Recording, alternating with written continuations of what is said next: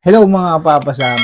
For today's video nga pala ay papakita ko sa inyo kung anong gamit na ating cellphone sa pagbablog.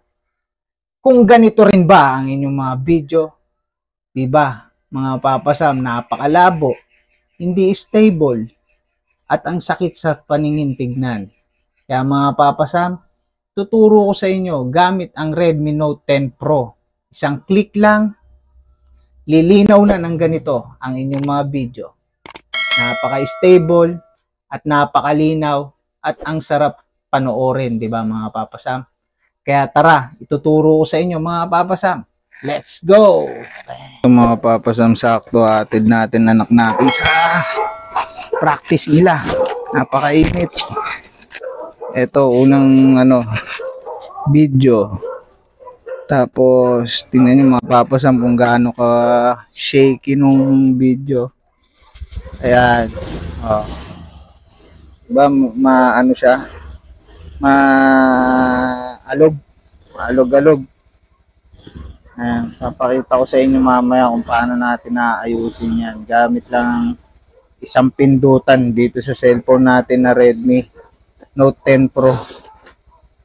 Kaya alis muna tayo. Pakita ko muna sa inyo ang video. Ito. Alis muna tayo mga papasam. Init oh. Nakikita niyo yung pagka-alog-alog ng video, di ba? Mamaya may gagawin tayo isang pindutan lang. Mawawala na yung alog-alog na yan. Ito mga papasam mo, palabas na tayo ng Lumina. Kitang-kita nyo naman mga papasam, napaka-shaky ng video. Once na hindi pa natin napipindot yung dapat pindutin dito sa Redmi Note 10 Pro. Ayan no. Hindi mo na, kung ikaw ay isang motovlogger, tapos ganyan ang video mo, walang manonood talaga sa'yo mga papasa mo. Yan.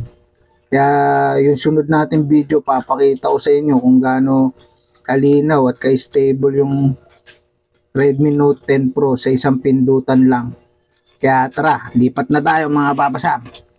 Ito na nga mga papasam, pipindutin na natin ang dapat pindutin para maging stable ang ating video.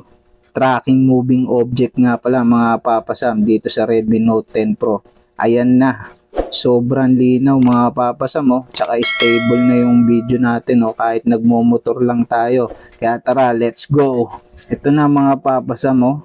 Napapansin nyo napaka-stable nung video natin at napakalinaw.